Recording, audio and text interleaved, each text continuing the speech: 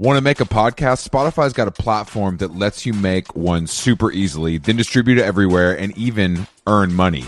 We like that. All in one place for totally free. It's called Spotify for Podcasters, and here's how it works. Spotify for Podcasters lets you record and edit podcasts right from your cellular telephone or your computer, so no matter what your setup is like, you can start creating today. Then you can distribute your podcast to Spotify and everywhere else, those other places that podcasts are heard. Video podcasts are also available on Spotify, and when you want to take conversations with your fans to the next level, Q&As and polls are the best way to get them talking. With Spotify for Podcasters, you can earn money in a variety of ways, including ads and podcast subscriptions. And best of all, it's totally free, zero catch. We've been using it ever since we started How Long Gone. And ever since I discovered Spotify for Podcasters, I feel like having the option of turning off the Q&As and the polls on the user dashboard has really helped boost my creativity and take it to another level. I highly recommend giving it a try. Download the Spotify for Podcasters app or go to www.spotify.com/podcasters to get started.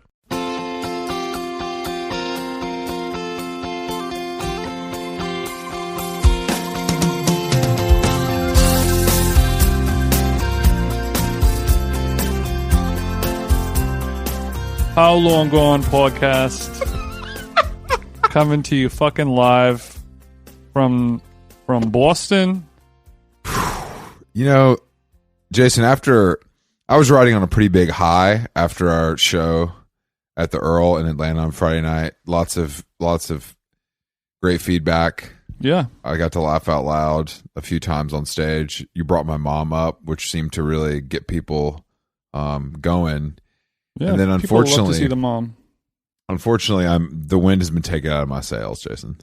And is that because you're not in Atlanta anymore? Your stomping grounds? No. It has to do with not where I'm not, but where I am. You're in Beantown. Oh, you're in Beantown, Johnny.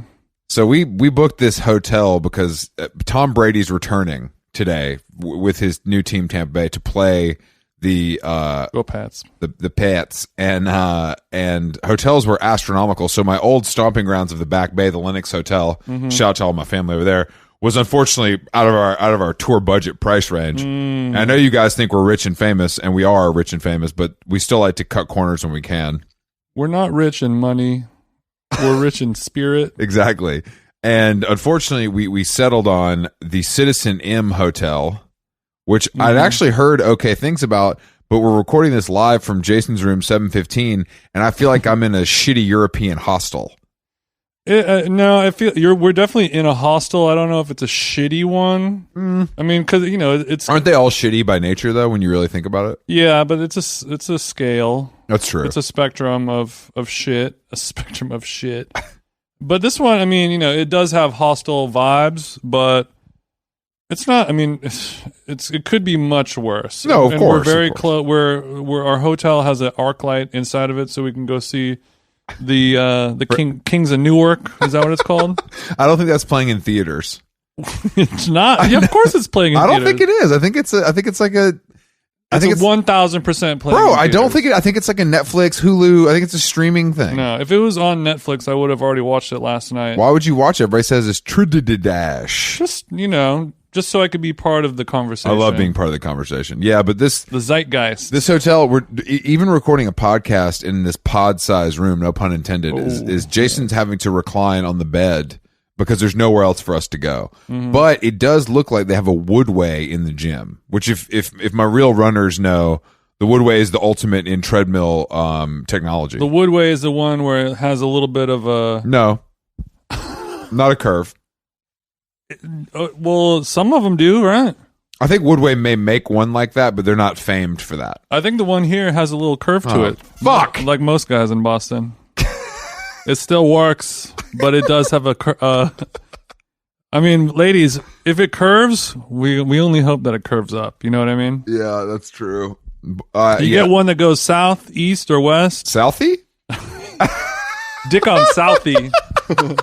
Dick on Southie, and then it's like, could be better. But you get one that curves up, and we might have an advantage. We might have instead of a disadvantage. We've been, Jason, Boston's strong. What we're going to learn on this tour, listeners, is that Jason can only do the accent of the place that he is in when he is in it. So he's just, after 2 days in Atlanta with my family, he was speaking in a Southern accent, I would say 60% of the time, probably. Definitely. And when we were hanging around your parents, 90% of the time. And they liked it. I mean, they find you maybe amusing for nice. a short stint, like most people. No, I mean, your parent. What's not to like? Because like I'm here to talk shit on you to them, and they're like, "Oh, sick! Like this is nice to have somebody else." Yeah, that's what my mom said. To hate on. She said Jason is sick. He loves to hate on our son. That's what she said. Well, I say it in a way where obviously it comes from a place of love. But we took a Delta flight this morning from a packed Hartsfield Jackson Airport, touchdown in Boston's Logan. And ever since we've touched down, I would say even before, Jason has been perfecting his Boston his Boston accent. Mm-hmm. And that's fine. Yeah, there's it is weird because we have already podcasted live in Atlanta for our first show, which thank you to everyone for coming out. Oh. It was almost sold out. Maybe about 10 tickets shy of There's a few an tickets. ATL sellout. There's a few tickets left at the door, but there could have been a miscount. You never know. Yeah, but I'm starting to wonder if it'll be an advantage or a disadvantage for us to. Right now, it's like 2-3 p.m. 2:30, and we're recording up a podcast, mm-hmm. and then in 5 hours Mm-hmm. we will do it all over again, Mm-hmm. but in front of a room full of 100-something people Screaming fans who pay good money, and then we'll do it all over again. But it makes me wonder: am I gonna leave it all on the mics now, and then when I'm up on stage, I got no more juice left in the cannon, or will it warm me up so then when it's time to go, I'm already hot, like your Woodway, you know? I think after you and Nomi have a couple of black and tans at the local pub, and maybe we hit a nice red sauce joint, Mm-hmm. I think you'll be feeling good. I think I'll be fine. Also, you'll make one of your little lists, and you'll be fine. Oh yeah, I need some printer paper. They'll have that at the venue. I'm sure you can ask the booking guy for that. Oh yeah, I'll ask them. And I need to raid your Hewlett Packard for 2 sheets of printer paper. Yeah, so we've been talking about Boston a lot and how awful it is, and but it has given us a lot of great comedy. It's been made fun of on SNL for years, and we were kind of reminiscing about some of those classic sketches because we love comedy here on How Long Gone. Mm-hmm. And SNL just came back. SNL just came which back, I had and no idea. Pete Davidson made fun of his Tom Brown outfit from the Met, and it was very funny.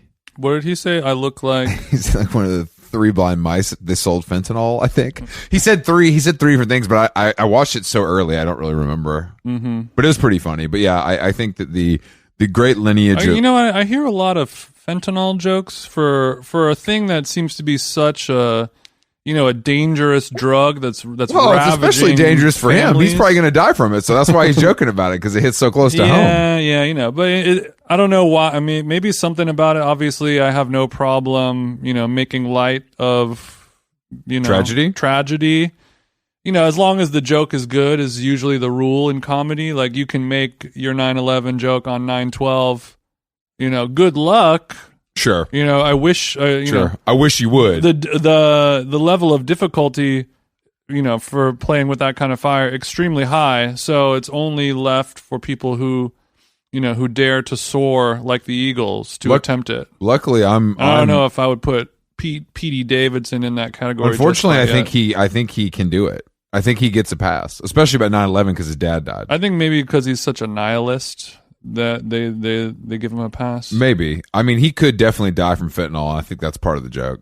And if he did die from fentanyl, he'd be like, "Cool, lol, lol." Don't Beavis and Butthead him. I mean, that's his only. Is he a human bit. Beavis and Butthead? I saw that a brand called Etudes, which is like fairly tasteful, did a Beavis and Butthead collaboration, and I was disgusted. It's a cool thing to do in 2021. I just don't like. Are they? Who needs that? Like, who wants that? The Etude Familia. I've heard of that clothing company before. I don't think that anybody wants Beavis and Butthead clothing for a $200 t-shirt. Fuck no, bro. But, Balenciaga got The Simpsons, so maybe it's not too far out of the realm of possibilities. I was just discussing that with Alex and how it is the epitome of unchic, but it's also really good. I really liked it. It's really well executed. It's really funny. Balenciaga is... Which I gotta say feels off-brand for you as a cartoon hater. I hate The Simpsons because that's what people think is like a smart cartoon to like. Well, you don't get it. It's for adults. What are some of the smarter cartoons that you would have other people check out if they're not into Well, The Rick and Simpsons? Morty is obviously my kind of number one if I had to choose. Yeah, here in Boston, you could have a Rick and Morty hoodie on right now and find a woman to have sex with you. That stuff doesn't happen in other cities that I spend a lot of time in. We were downstairs at the local food court next to the hotel, and I gotta say, there's not many lookers here in the Bean. No shit. No shit. It's better than you think it's gonna be. So far, I've seen more hotties than Atlanta. Sorry to shit on your. I guess I didn't take you to KOD. That's true. KOD for listeners. That stands for King. That's of actually Diamonds, not. I don't think that's in Atlanta. right? I think it's in Miami. Oh, okay. That was just a joke. So maybe Onyx would be something more relevant. I don't know if ATL? I don't know how many Asian dancers there are at Onyx. Oh, but come on, Fred. Oh, come on. There's somebody. What is that rapper's girl's name? China Doll. Are you trying Is that her name? I don't know. It's kind of fucked up that they're just like, yeah. Asian people get made fun of by black people too much. Is that a thing? That's a new bit I'm working on. Yeah, let's stop working on that right now. Why don't you try that on stage? Why don't you try that on stage tonight? The boss now needs to be very receptive to that. There's a lot of eyes like I'm Chinese. Oh yeah, because you're so stoned. Lyrics, yeah, because you're squinting because your watch has so much ice in it. No, it's activist related. Jason's you've been talking about activists a lot. I feel like you got activists on the brain. I mean, I was in Atlanta for the last 2-3 days. Do you want some though, or are you just like talking about it? No. Real fans of How Long Gone know that I'm an activist clout chaser. That I don't actually, get muddy. I think that's because you're a broke boy, so you're more of a high tech guy. Activist is not cheap. High tech. That's why. High tech isn't the cheapest option either. If you poured up some high tech though, you get laughed out of my head. We don't do generics. Yeah. Let me tell you something. You'll do generics because it works just the same. But speaking of, when we were in the airport, we saw a great sweater or a sweatshirt. Mm-hmm. There was we saw a lot of great outfits today. I think it may have been a father and son. But the older gentleman, he had a nice velvet bag. It was like a purple velvet bag, not unlike the late Prince might be carrying. It looked like something he probably bought from an Instagram ad, but he thinks it looks like Ralph Lauren. It had his name monogrammed on it. It had his initials monogrammed on it. That's true, it did. But it was a sweater that I had already known about. I couldn't believe my eyes. Jason was less shocked than me because he was obviously familiar with this garment. Mm-hmm. But rap artist Plies, one of my favorites. Pussy. He's famous for saying pussy, referencing the female reproductive organs. But apparently he's also famous for this saying that was on the sweatshirt that we saw. Yeah, he will say, ain't no blank B-I-H. And that B-I-H is his version of bitch. That's right. Okay. So it's kind of, like you think that this is a thing that's happening, but you're actually wrong, and it's in fact it ain't no blank comma bitch. Oh, you thought this was happening. I'm sorry to tell you, you are mistaken. And it was from Plies' holiday collection. It wasn't from this most recent year, COVID, but the year before. So I think it was 2019. So it's vintage, technically. So it's vintage, gently worn. I mean, it looked mint, but it said, ain't no crema sweater bi. When you break it down phonetically, it sounds different. But I would also like to point out that it is October. What day? The 3rd? October 3rd, yeah. It's pretty wild to me for like a swaggy young gentleman to be wearing a Christmas themed garment this early into the season. I'm going to pull yeah, that was a flag. We've barely crossed into fall. I mean, now that we're in Boston, it's fall, but I just pulled up the Plies YouTube where I believe he references Ain't No Criminal. Let me play this. Motherfucker know they show getting high around Christmas time, man. I don't even mean to bust me a bit bubble, boy, but if I ain't wrong, yeah, ain't no criminal, bitch. What criminal? Criminal for kids, family, be wrong, and be getting rolled. Okay, so clearly... Can you translate that for me? Okay, so what that is him saying... It's even better than I remembered. So he had a premise... Sure. You know, something, if he had a podcast, he would probably do a whole season on this. But in his mind, what he's saying is probably something that you would agree with is when you have one of your BMs or, you know, a woman that you're engaging with in a sexual relationship and she is expecting you to give her Christmas presents for her, you know, for her services, perhaps. He or she wants to be, you know, on the receiving end of, you know, maybe a nice Birkin or some red bottoms or something like that. And Yeah, he's saying that ain't for you, milady, ain't no Christmas, bitch. Because he's saying Christmas is for children and wife. Yeah, Christmas is for children and wife, but mainly it's for the kids. It is for the kids. It's like Halloween. It's for the kids. And I can't say I disagree with any of Plies' sentiments. Even though I love giving gifts, Plies makes a great point here, and I'm glad to see that he's being supported even off season in the wild. You know what? I just want to listen to it one more time just to get my whistle wet. Motherfucker know they show getting high around Christmas time, man. They sure get nice around Christmas. I don't even mean to bust me a bit bubble, boy, but Okay, do you know what that sentence was? I really don't. That I don't know. Hold on. I don't even mean to bust me a bit bubble, boy, but I don't mean to bust me a big bubble butt. I think he might. Well, I think he would like to bust a big bubble butt. I think he's saying, I don't want to burst the bubble of a bubble butted. Maybe he. I don't mean to burst my baby's mama's bubble. That is everything about that is wild as hell, and I don't think anyone can understand that except the man himself. Right. Or there's no subtitles. Okay, just want to make sure. If I ain't wrong, yeah, ain't no criminal, bitch. I think he said, if I ain't rawing your ass, ain't no Christmas, bitch. And so this is like the Bible, Dianetics, the Torah. This is the word of God. The laws of man are being outlined and stated by our Lord and Savior. As I was going to say, as someone who worships at the Church of Plies, this is the scripture. Okay. We have our last stanza. Okay. What criminal? Criminal for kids, family, be wrong, and be getting rolled. Okay, what Christmas? Christmas is for kids and for family and for those who are getting rawed.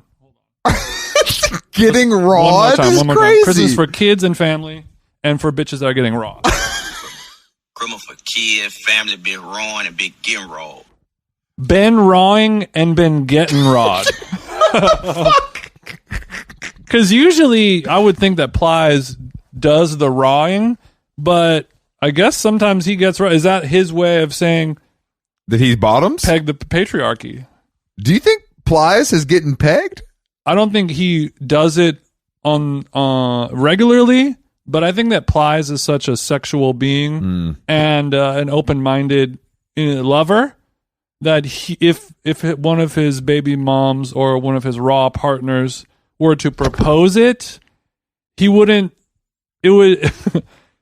be head over heels excited about it. But he's not going to flat out turn you down. Plies could be tucked into it. He could be plied, as they say. Well, I don't. How many? Okay, first of all, what part of Florida does he live in?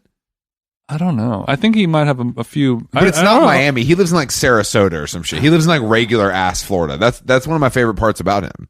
He lives like outside of Tampa. Ply's hometown, Fort Myers. That is, bro. He's If from you're in Fort Myers, Florida. check Grindr and see if Plies is on there. Also, he was a football player. He was a wide receiver on the Miami Redskins football team. You got to change that name, guys. Miami Redskins. That's not a team, bro. That's I not know. real. Shout out to everyone. But I know Plies can Fort run a Myers. route. You know what I'm saying? Yeah, he's little. He's scrappy. What is his number one song? Because I know him from Instagram. I don't know. I mean, He had like one song, like a real I would song. probably his most popular song is called "Bus It Baby." Oh yeah, of course. I'm sorry, I didn't know that. She my little bus it baby. But did he? Don't alliterate that. Did he? So, are you saying that he launched the phrase? Bus it baby. Did he launch the "bus it baby" phrase into the lexicon? I think so. Well, I mean, to me, that's a Grammy. Yeah, I know. But my favorite song, as a Plies aficionado, Mm-hmm. is a song called "Plenty Money." Plenty of money. I know that one. I got plenty money. I got plenty money. I got plenty money. I got plenty money. That's the gist of the So song. many little musicians need to take notes because But the best, Plies, that's a hook right there. yeah. The best part of the whole song, because that happens, and then the first verse is like a very dramatic, powerful thing where like the beat is playing and he's doing, I got plenty money, I got plenty money, and then the music drops, and then it's just Plies and the booth, and he says, "What's in my pocket, dog?" And then his boys in the back yell, "Big Face Honey." Ooh, oh yeah. Big That's Face Honey, okay. I'm sorry. Followed by "Walk in the mall, bought everything that I wanted," and that he had that rhyme, hundreds with wanted, I get that. bought everything that I wanted. I forgot about that song, and that is unfortunate for me because that is a great song, and Great tune, great era. also. I know I can visualize the club going absolutely bonkers Exactly. when the music cuts out. Benji B might have to rewind and spin that one back. Benji B has never played Plies. Benji B, pull up this Plies If he's got song. maybe if he had a 12-hour set like we were talking about yesterday, he has no choice because he ran out of music. Benji, you wouldn't even play a Gigs song or a Skepta song. Do you think Benji pulls up Spotify like real DJs, or do you think he has all his stuff on his On his Serato. USB sticks? Benji B using Serato. Does he? He probably has it connected to his Pioneer account so he can buy all the songs. Maybe Virgil gave him a gift card or like access code. Virgil said, "Thanks for that music for the Louis show, bro. I got you $100 gift card to iTunes to cop some tracks. Make sure you get those 320s. Make sure you get those 320s. I was gonna give you 50, but I know you needed 320s. So also when we were in Atlanta, we had a nice French bistro meal, and you're like, I got the perfect restaurant for us. We went to lunch with our friend Benjamin Edgar, who also was nice enough to fly down to Atlanta just to be Just a to supportive mob out friend. with us. You know, Ben Edgar ain't a guy who's really spent a lot of time in bars. You know what I mean? Mm-hmm. So seeing Ben backstage at the Earl amongst the filth, Yeah. I like that.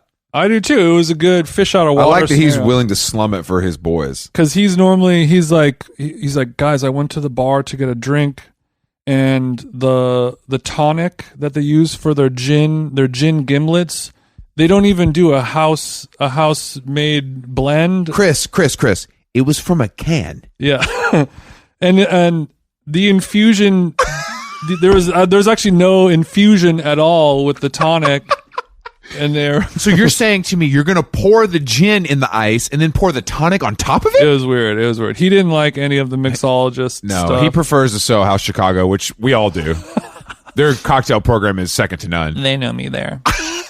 But anyway, But anyway, Ben came to the show. It was great to see him. Yeah, we did go to a lunch of a famed New York French bistro, Les Bibliothèques. I guess that's what I had never been there. I had a great cob. It's one of those restaurants that I knew Ben would like because it was like white tablecloth and kind of expensive and a little bit obnoxious, and I knew Jason would like it for those same reasons and the fact that they had really bad art and a DJ playing like grown in sexy brunch music. Yeah, there was like A thick white chick with an Apple laptop with like the marble sticker on it, playing like R. Kelly. She was in her early 50s, and she she was in her She early. was playing 31.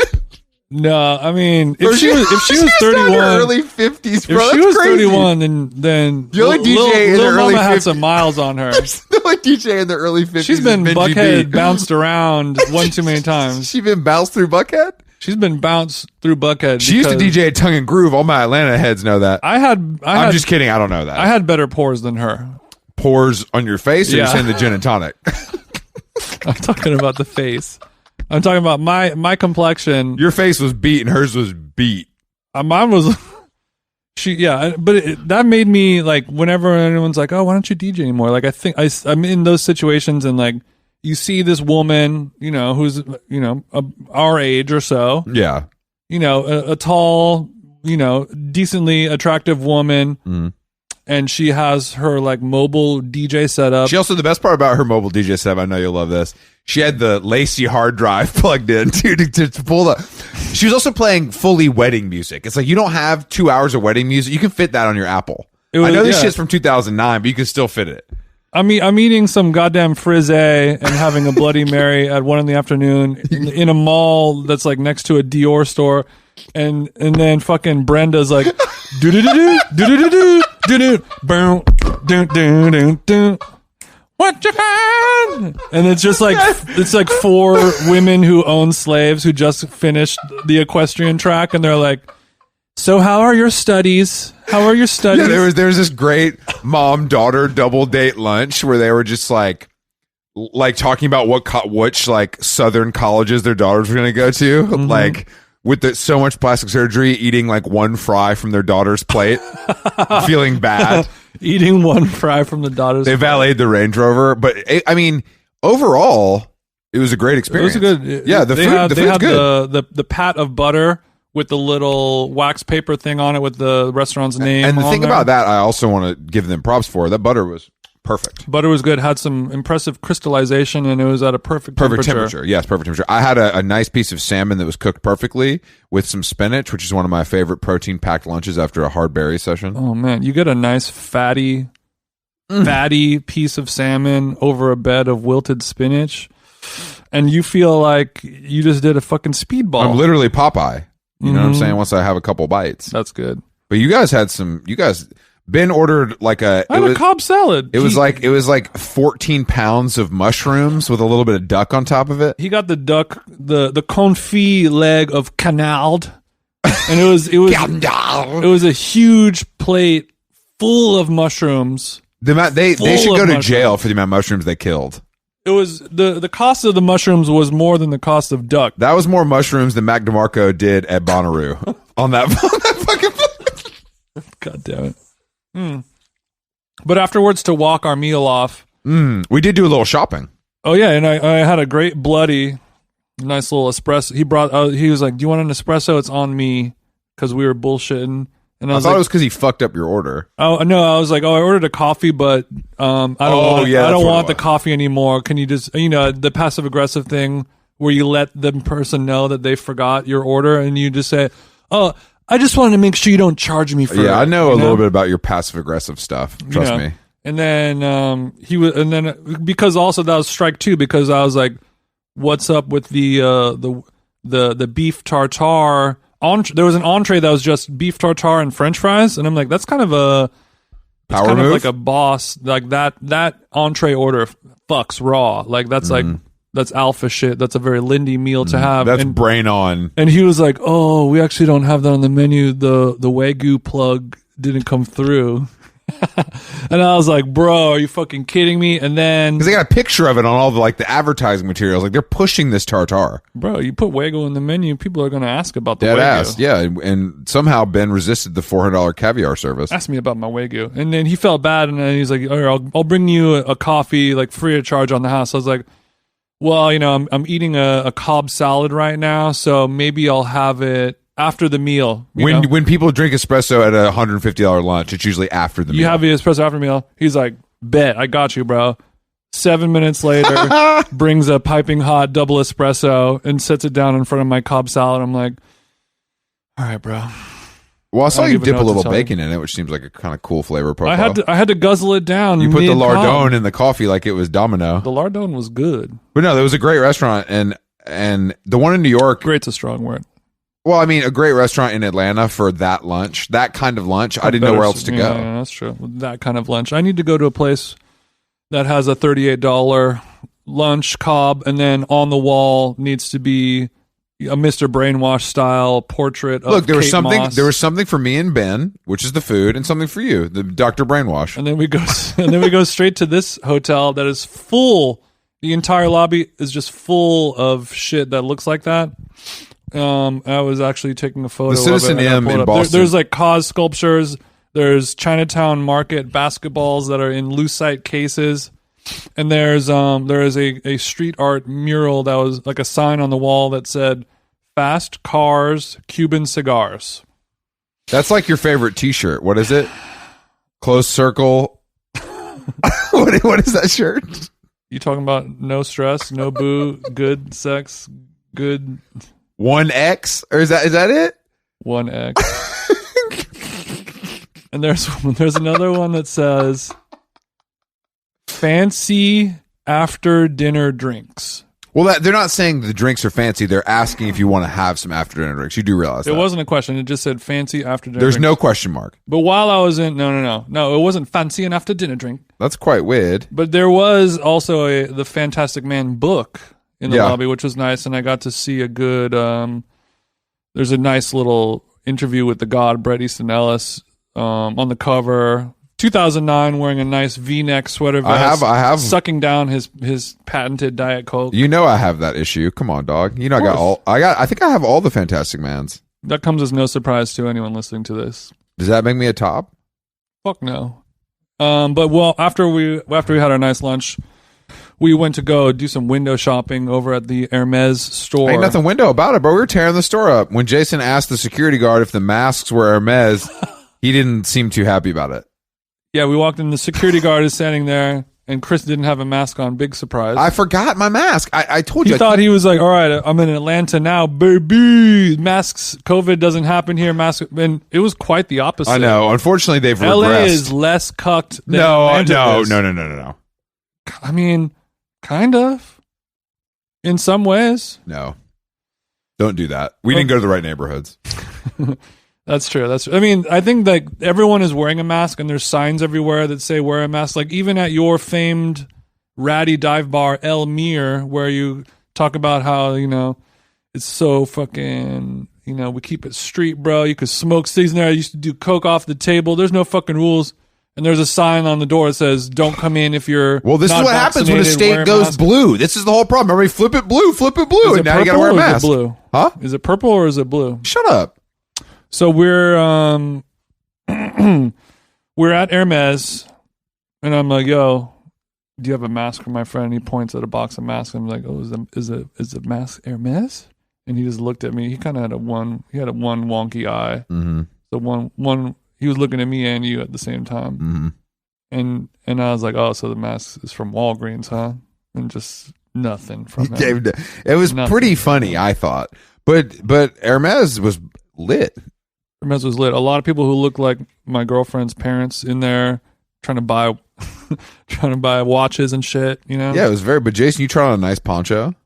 I gotta say the poncho Looked good on you. Those who saw I'm pretty sure that was a female, like a female Gore-Tex riding poncho. Yeah, it was in the Hermes equestrian Because selection. we know that deep down you're a horse girl. Your former residence Atwater. It kind of led you to that trough. Yeah, and I was excited and I tried it on, and it's kind of hard to try on a poncho because you. It's hard to try on a poncho in Hermes when people are like, "What is this fucking idiot doing? He cannot afford this. He does not have a horse. He looks like a horse." I was experiencing phantom limb syndrome because you put you That's what yeah. you put a hooded garment on. You experience the same thing with your Cutler and Grosses. I go to reach for them and they're no longer there. Yeah, they're no longer there. But I was like trying to reach where I put my arms into the sleeve, but in the words of Plies, ain't no sleeve, bit. Yeah, I mean, it looked better on you than I thought it would, because ponchos just don't. I don't know. I guess maybe they're the world's first genderless garment. Oh yeah, it's definitely a unisex garment, and it appeared to be one size fits all as well. Fits most, I would say. It was a little short. It was cropped for you. It could have been longer, but it kind of worked out, and it was the same color and same like Gore-Tex material as my Arc'teryx trousers. Arc'teryx pants. So it was almost as if it was a complete look, ready for the Met carpet. What I was trying to say, Met and red in one word, just to condense it. Yeah, you can't combine two words with three letters very easily. Met carpet. What was the price tag looking like? I didn't even see a tag. There's not a price tag. I thought you may have asked, because they were probably like, "Can you stop playing with our stuff?" You're like, some people come in to try these garments on. You're clearly just playing with the stuff. You took multiple selfies while Ben and I were checking out the finer points of the Piqué t-shirt. I was just replying to a DM earlier from previous guest Mayor Awthorne. He replied to that photo of me taking a selfie, and he said, "This is a killer look." And I said, Hermes equestrian poncho, the look I didn't know I needed, but the look I knew I couldn't afford. Wow, that's Jason, why I didn't check the price tag. You should sell that to Hermes, because it was $4 worth of fabric. And how much do you think that thing cost? You can't even begin to comprehend the construction and time and the drape that goes into that. And look, you talking sideways about Hermes, who I'm not. Unfortunately, I guess I should have told you before the show, we are in talks for sponsorship. So I guess you kind of flushed that down the fucking hostile commode. Okay, we're gonna have to cut this. No, I love Hermes. Those guys rule. I wear an Hermes tie on stage. You've worn an Hermes tie on stage one time. You've been on stage one time. The tour just started. What I mean, I've worn it one time, but also my win-loss record for wearing an Hermes on stage. It's 100%. Do we count that as a win because you just did it? Is that how it works? I'm batting 1,000 as it pertains. I'm not talking about Noma. I'm talking about batting 1,000. Noma. Babe, you're so fucking hot.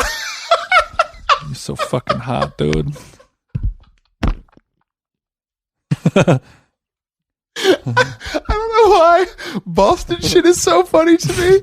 Because you had to spend a lot of time in Boston. I've come because here, you were in the pockets of big Boston. When I worked with New Balance, I'm not exaggerating. I probably came here 8 times a year, if not more, but like for 2 days at a time. That's cray. And I never had one good meal. That's cray. And I loved Aaron, who I worked with, but this is before you had a taste for the oyster, right? But you can only eat so much oyster so many times. I didn't hit Neptune. It was kind of before that, but also it was just like you would fly in at like 6 a.m., get here at 8, go straight to the office, be there till fucking 5 p.m., then go back to the hotel. It's like you're not really. I'm a little wiped. Yeah, you're a little wiped. But the last thing on your mind is a lobster tail or a lobster roll. No, there were no rolls. No, You had a slice of cheesecake, though. Come on. I've spent so much time here. Never had a good meal. Never had a friend. Never had a good meal. Never had a friend. I would just Boston, Massachusetts. I would just kind of go hang out at the Bridge 9 office and have like a sweet green with those guys, and Mm-hmm. Which and the fact that New Balance is here is like a weird kind of juxtaposition because. The New Balance shoe is sort of known as like a liberal kind of, granola, crunchy kind of footwear in most of the country, right? Yeah, I mean, but then in Boston, you would think that if you were wearing, some 990s here, you would get pushed into a puddle on the street and somebody would call you a fucking queer. No, that's how New Balance, but everyone wears them here because it's Boston Strong hometown pride. Boston Strong. Look, there's every shoe company. Those fucking Sauconys off your fucking feet. Funny you say Saucony also has office here. Saucony, New Balance, Keds, Clarks, Puma. Converse. Shout out to the Converse family. We'll see the Converse squad at the show tonight. We need the How Long Gone pack where it's 70s Chuck highs, 1 green, 1 blue. You guys can make that happen. Let me know. Damn, we're going to be looking like Lil Michaela in a minute. Yeah, you thought those were Jonathan Anderson? Nah, those the Air How Long Gones. I'll dunk on your ass. Yeah, but so I spent a lot of time at Newberry Comics, of course, picking up some vinyl. Oh, I didn't know that. Yeah. Yeah. It's weird because I've been doing a lot of flying in the last year, Oh yeah. of course. I've noticed that with your lowly status, but continue. Yeah. Yeah, JetBlue Mint. That's cute. Where are you going to go? Dominican Republic with those points? I got a DR, baby. You going to Puerto Vallarta? But I was thinking when I was on the plane, like most of the time I'm flying, it's from LA to another place or New Far. York to another place or whatever it is. So, but I'm not talking about distance. I'm talking more about the clientele. So like today flying from Georgia to Massachusetts. Don't do that. It's a whole other vibe. Are you going to bring up that you saw a guy in first class drinking a Monster Energy? That's a prime example. There's a lot of well, I mean, that's one trend is guys sitting in first class drinking a Monster. Like he brought his own. They don't obviously. sell that at the airport either. I guess they have to. Maybe he Yeah. snuck it through security. I fucking keisted this Monster. Not keistered. I Yeah. can't believe I got it through. But yeah, addicted to the Monster. But by, the looks by are any also- means it's like necessary. But there's that one, and then like 17 people on our flight were wearing football jerseys. That's the South, but yeah, for sure. And then the other couple trends, every guy that was on the plane was playing like some type of like fantasy like role playing game on their iPhone. It's like Oh, I know. I just didn't catch that up in my section. I saw like the guy who was drinking the Monster in first class, had some shit on his phone that was like Knights of the Legends Tale. These or something like that. motherfuckers have $100,000 F-350 dualies and like have construction companies in fucking. I'm a contractor. I did a lot of work on Cape Cod. It's like the fact that people like that get rich makes me feel stupid. Well, you can get rich and be an idiot as long as you don't live in LA or New York. You're right. It's true. Sorry to everyone else. But living. also, to be fair, a first class Everywhere flight else. from Atlanta to Boston is not. I mean, True. But the other thing was, whenever I'm on a plane, we're on a Delta flight with a bunch of TV shows and movies. So you look around and everyone is either asleep, yeah, reading a book, or watching something on their iPad, or they're watching a movie.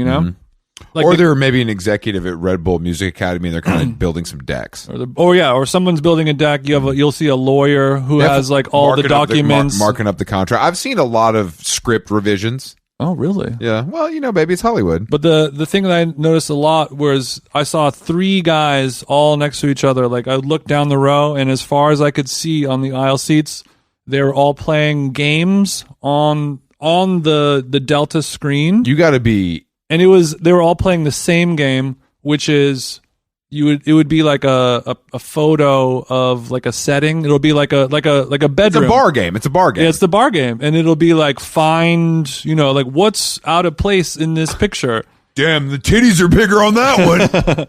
That one has 3 tits, and that one has 2 tits. I'm clicking that because that's wrong. And they were all playing that bar game, and I'm like, just watch King Kong versus Godzilla and drink a Beam and Coke like a normal person. I mean, do they even have Sam Have Adams some on the Cape Quad flight? chips. Yeah, they do. Come on, bro. I just want to make sure. But I also 805, B. I noticed a lot of people watching Fox News too on the plane, which is like watching Sunday morning news when there's a possible football pregame on feels.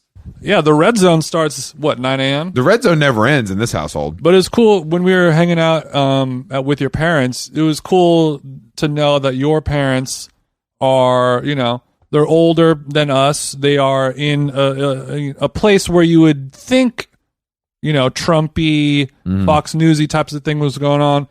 But it was cool to see your mom saying like, watching the news is for suckers. Like, only a fool would watch Fox. She wasn't Fox pilled. So it was cool to see that. No, she's not. She definitely cares about the right to carry, and that's something that she holds close to her heart, and she's, she doesn't have any gay friends, but she's working on it. And I think, she's not opposed. She's not opposed. She knows that I've dabbled and, she's fine with it. Mm-hmm. She's like, oh, you brought your friend Jason home again. That's interesting. What, does Alex know him? You guys will have different rooms. We made up a different room for Jason. We made up a different room for your friend. Yeah, I had to. I'm not even allowed to go upstairs at all. Absolutely not. No, that is off limits to you. Yeah, I can't lock the door or close the door. We're gonna keep you downstairs with us just so we can keep an eye on you. I made sure you were sleeping closer to them, just so they knew that they can hear you breathing. You know what I mean? If they have to put their ear up to the door, They have to do a welfare check. yeah, they have to do a welfare check on Twisted They weren't TJ. wrong. No one's wrong. Ain't nobody wrong anybody under my house. Not in the Black household. No rawing. But it was. You got some quality time with the Blacks. I spent a lot of time with the Blacks, and it was good, man. You know, You guys get along great. It warms my heart. Two groups of people that are very easy to get along with, though, I have to say. oh yeah, for sure. You and my parents, and I think they get a kick out of your dumb ass. They never met some Cali liberals. You know, it's different for them. They don't know much about that. Yeah, They don't even know what rolling coal is. They don't know what rolling coal is, but now they know who Bernie Sanders is, thanks to me. Yeah, I came home and your mom was burning her her Blue Lives Matter Sig Sauer tactical fanny. She's like, I won't be needing this anymore after what I learned from you, Jason. Jason changed me, Jason changed me. but we I'm turning in the AR at Walmart. I'm getting one of those new Dysons. I've decided. My store I've credit. decided that you know what? Them Teslas are nice. Jason showed me his card he keeps in his wallet. That's nice. And it was cool to be in like a house. I was talking about this with my girlfriend, or talking about this with your mom, about how both my girlfriend and I, since we grew up in suburban communities, how being in a house that feels like a home is like so. And that's what we do comforting at the for Black us. household. We try to make it feel like a home. But the juxtaposition, we were getting on and ragging on you a little bit, which, you know, of course is going to happen. But I was saying like how nice it is to be in, you know, we're in a living room. It's decorated with lots, you know, there's pillows and My mom had already pulled out the Halloween pillows for you, which is nice. yeah, the Halloween stuff. There, you know, the man, and I sent a picture to my girlfriend, and she was like, "Oh, you know, it's so cute, and I love the Halloween decorations she has set up, and blah blah blah." And I was saying, like, yeah, it's like very comforting. I feel at ease, and I'm at home here. And then we were making fun of you, and I was like, "Oh, do you not feel the same in the Citizen M Boston?" I was saying, you know, if this was Christopher's house, you know, there would be one uncomfortable chair in the corner. It's expensive. An though. expensive vase with one flower that's Perfect. sort of like a one long like stem one of those flower curved Boston dicks. That's curved. It's going very south. It's $74. You're going to Southie again? You guys keep bringing it up. And you know there'll be one, but it'll look cool, minimal, sleek, and sexy. But it won't feel very welcoming. Because I don't want you to stay long. I know. You know? Sit down. Let's get our work done and get the fuck out. Go on. I got to watch some of my chiropractor videos, and I can't do it when other people are around. Gone and get is your Go on and get. Go on and get. That's your. Yeah, she has a sign that says, you know, this house is a home. I was sleeping in the kids' room. In the grandkids' room. In the grandkids' room, and there's the sign that says how wonderful life is now that you're in the world, to quote Elton John. And we were talking about, like, you know, does Elton get a little kickback from, you know, the Christian Fellowship sign making? Well, I company? didn't know. This is what we did. So I asked my mom, I'm like, This is a How Long Gone exclusive. this is a How Long Gone exclusive. I was like, what if Jason and I wanted to go check out where these signs are? Because we might want a couple for some props. Because the house, she's got what, 7 or 8 of them? I would say probably 7 or 8 in minimum, storage? which is a Southern household mainstay. And she was like, well, they only come to town once. I'm like, oh, it's not a store. She's like, no, it's a traveling road show. Probably road show. And Like it's, Barnum and Bailey's. it's weirdly Christian. Yeah, but because nothing what's the they name sell. of the, I it's mean, called not something Glory House. Glory House. HAUS. And like you said, it's Christian and Nazi. Yeah, Glory House. It sounds like one of those sausage restaurants in the fucking food hall downstairs. It's a good. If you go to the very downstairs dungeon of Glory House, there's some great minimal industrial techno playing. And bro, It's really- a hole is a hole and a mouth is a mouth. You down got to there know the in password, but Glory I'm telling House. you, it's worth it. It starts at 6 a.m. So I looked it up, and this Glory House company, they have the market cornered on like inspirational bad cursive wood house signs for Southern moms. Live, laugh, love is the the genre. The levels of it are, they have these things, they have these boards that you can get whatever, and they have toppers for the boards. Yeah, not unlike the accessorizing of a pair of Crocs with the gibbets. Exactly. Just another thing to spend your money on. So I had no idea about this. So I did a little looking into it, and Jason is going to be receiving a USC board with maybe a, what kind of topper do you want? Maybe there's like a cooking one. So what is the topper? So you get the board. So it's kind of like when you go to Chipotle, like you have your base. Yeah, you want brown rice. The board is literally a 2x4 painted white with some shit on it. Yeah, it's just a piece of wood from Home Depot. Yeah, you lean it against the wall. Maybe like because in the South you also have to have a flag outside of your house. Sure, for whichever college football team you're rooting for, whichever branch of the Ku Klux Klan that you participate in. Okay, I didn't say that. Look, that is a Blue Lives Matter flag. That has nothing to do. But so you have this board, and the topper is merely a boogaloo board. It's a scully for your fucking board. Oh, okay. It doesn't go over it, but it just sits on top like a promoter beanie in LA. Interesting. Okay, so it's just a little way to amp up to maybe combine interests. It's an ornamental accent. Yeah, it's an ornamental accent. I mean, all of it is in theory an ornamental accent. But and your mom said the toppers will change seasonally. The toppers. So if you're, let's say, for example, we'll use my parents, Auburn Tigers, War Damn Eagle. You know the vibes, Jason. Shout out for the victory last night. Go Tigers. And Tigers versus Tigers last night. Yeah, last night I was like, wait a minute, LSU is playing Auburn, and then I looked right at your dad. I'm like, are you telling me the Tigers are playing against the Tigers? And he's like, yep. That's I'm right. like, and everything. No one ever said anything. Like, you can't have two teams playing against each other in a football league and have the same name. Apparently, you can. That's fucking bullshit. They literally did it last night. But so my parents would have an Auburn. If anyone from the NCAA is listening. Yeah, thank you for paying the athletes. We have another bone to pick with you. So you would have a flag, an Auburn flag, and then maybe you have an Auburn board, and then you throw on a Christmas topper, Halloween topper, Indigenous Peoples Day topper. Whatever. And if maybe you're decorating the beach house down in South Carolina, then it might be like some type of flip-flop sunset. Exactly. Maybe a sun hat. It could be some sort of manifestation of like when there was only one set of footprints, that's when you carried me. Talking about Jesus. God. Okay, I'm going to pitch. Yeah, so we need to do, one of your investigative journalism stories where you went behind enemy lines into the Goop conference or something like that. And then, need to go visit the Glory House traveling road show. But I'm more interested in collaborating with Glory House on a How Long Gone board and topper. We get a How Long Gone board, and there's a Chris topper and a Jason topper, so you can show your allegiance to your favorite host. Oh, I don't know if you're gonna like the way those sales work out, Chris. Well, I'll be in charge of sales.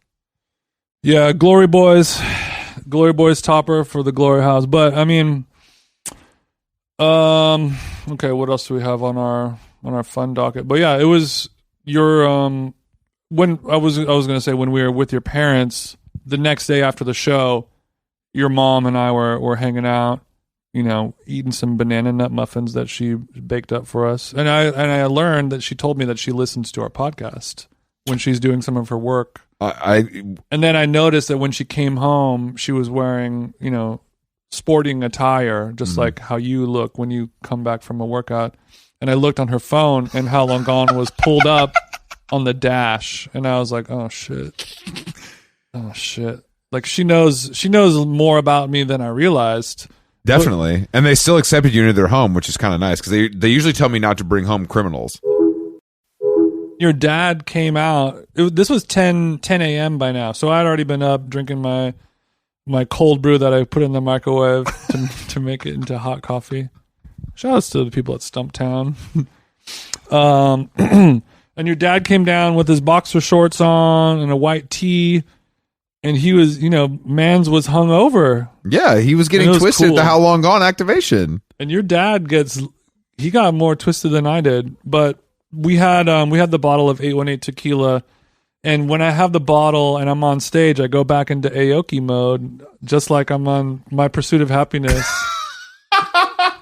and then I started pouring vodka, but instead Tequila shots. Yeah, sorry, tequila. But normally, if I'm in Aoki mode, you just the birds line up like the little baby chick, and they open their mouths, and you feed, and then you put the worms in, if you know what I'm saying. I put a couple glugs of whatever I've got into the mouth. If some of it drips down onto the chin or onto someone's blouse, then so be it. It's a wild night. You have a devil may care attitude when you're in the front row. That's kind of what it's show. about when you're a DJ. But then since it was a live podcast, it was 8 dudes in the front row that smelled like Sephora and had on pearls. It's a little different.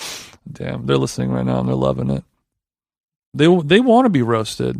Well, get in line. That's cool. I agree. I love to be roasted myself. But I found myself pouring. They would hold out their beverage. They're solo cups, and you would just top them off. But some people, like one guy had a can of White Claw, and I just had to carefully pour tequila into the White Claw can. It's not quite as devil may care.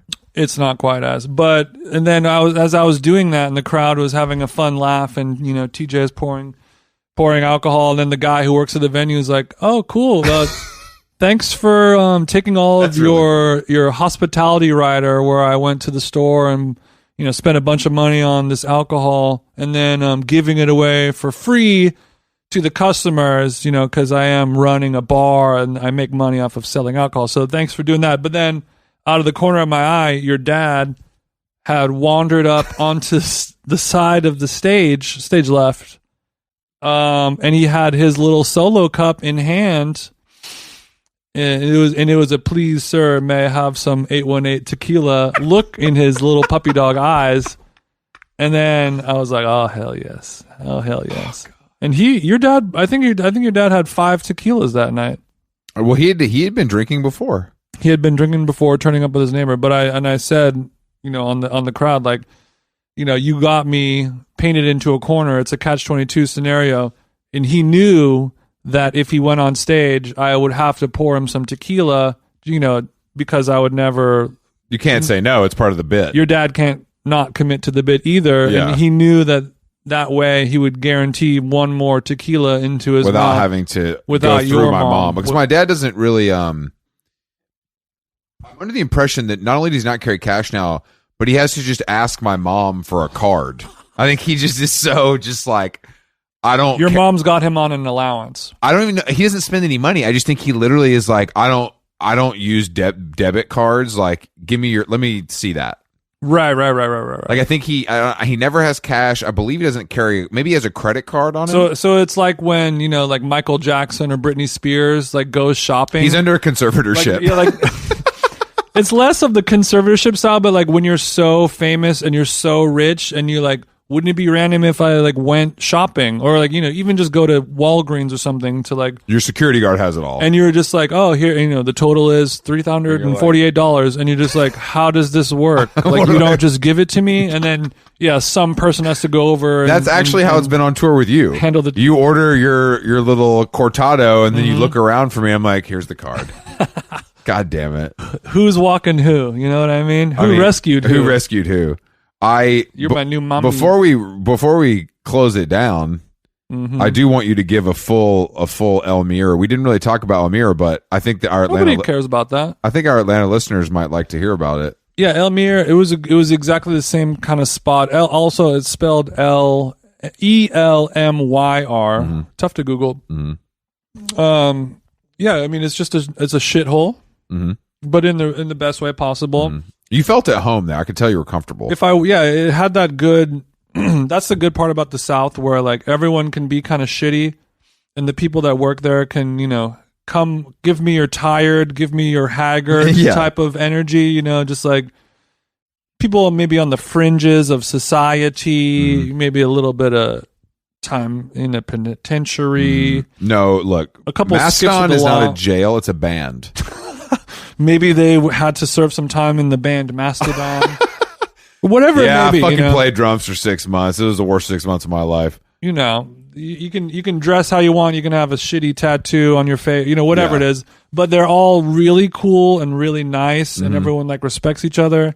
Like, that's the part about the South that I really do like, is like you'll just see a table with like some like crazy looking trans guy, and he has like his friend who's like some big bitch in a wheelchair, and then you got like and it'll be like a motley crew of people where if you were in LA or somewhere more like judgmental and superficial, you would look at them and be like, what the fuck is going on? But in Atlanta or in the South, everyone just comes together. No, Like sure. the last time I was in where was I in? Oh, when we were in Indianapolis, and we went to some little dive bar, and it was like, I like went to half the sleep. I people remember were that. there were like, it was like the kind of like the weird gay dive bar, but then like it was just like all the people who were just not a normal part of society, like a little bit of a counterculture vibe, were all together and all bros and all getting, and it didn't matter what they look like or what they're into. It didn't make sense on the surface, but there was a commonality. It was the mods and the rockers I love when that could happens. live together, and That's that's a pretty interesting description, Elmir. I agree, because I think because of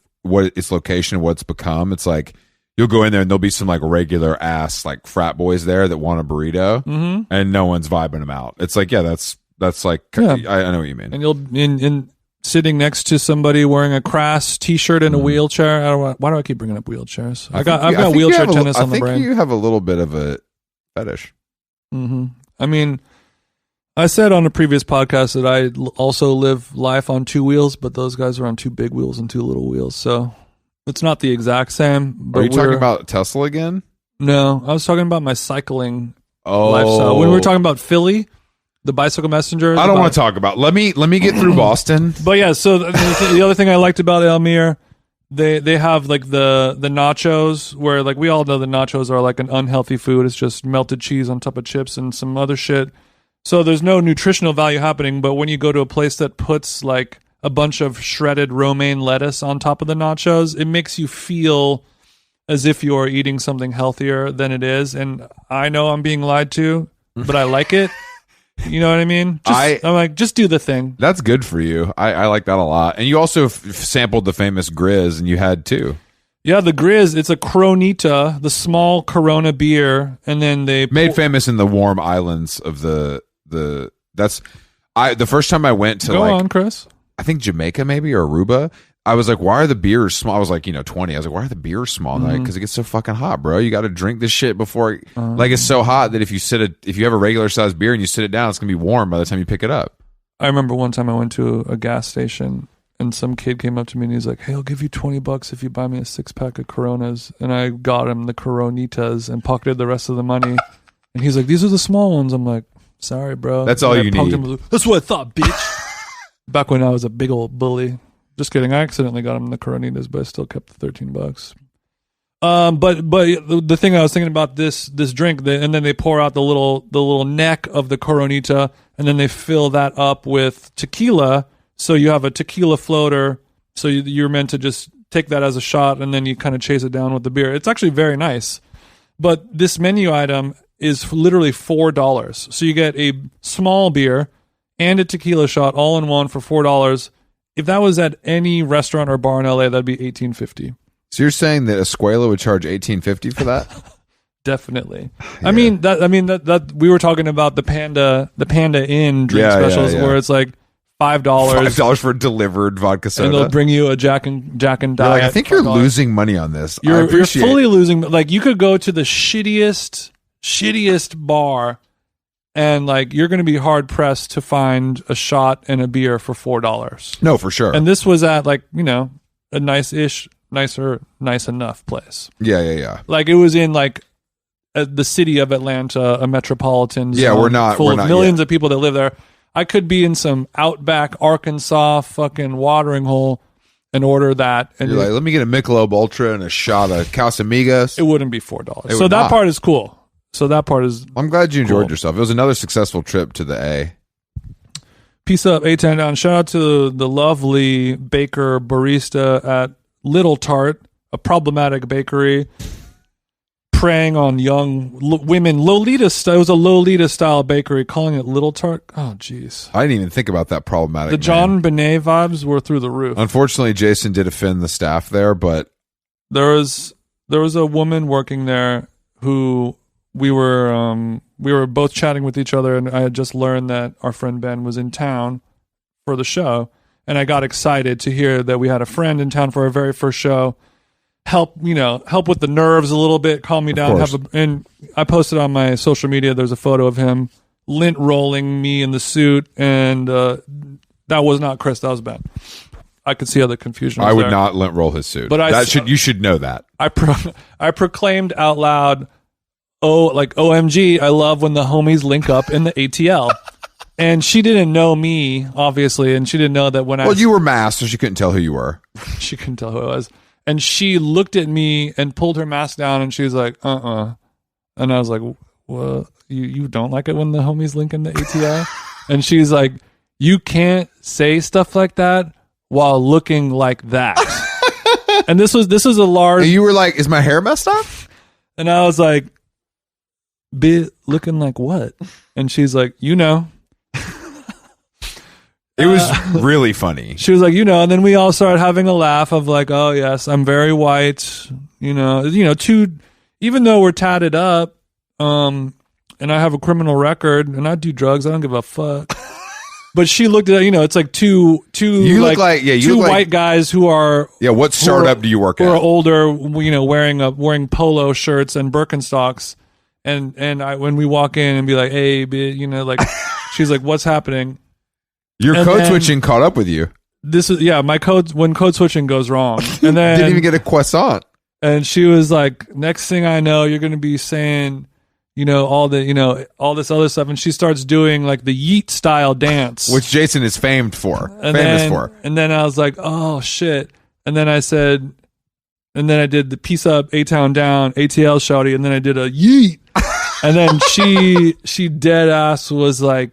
Did almost everything but grab me by the collar and throw me out. She pointed to the door as if she were Babe Ruth hitting a home run. Mm-hmm. And it had a Showtime at the Apollo. I liked it. Grab the cane or grab the I don't Home know your Depot name, but if you're broom and brush me out of. If you're out there Tart. listening, we need some help here at How Long Gone Industries, and we'll pull you out of the bakery slums. You'll never touch dough again unless it's cold hard cash. That's good right there. That's what we need. That's off dough. And we didn't talk about Maypole on the pod, but we went to the new neighborhood in Atlanta called Summerhill that popped up out of nowhere. Mm-hmm. That's next to the old Turner Field. To try Maypole. I remember when these used to all be orange groves. Which was very good. A lunch spot. If you're in Atlanta, you should go try it. It was very satisfying. Yeah, Maypole spelled Maepole. You better get in there before this shit turns into the next Sweet Green, because motherfuckers are coming for this shit. It's got a nice little Southern Sweet Green vibe. It does. You can get your little kale, your little brown rice, your little tempeh. The broccoli rice was I didn't know this, but you can also get a damn macaroni and cheese. It was explained to me by Daniel Dent, who shoots most of their stuff. He explained to me that the broccoli rice is actually made with the stems of the broccoli. Oh, yeah. So it's got the most nutritional value, but it's usually waste. Fibrous than a motherfucker. That's cool. That's cool. That's you want to talk about sustainable? Oh, brother.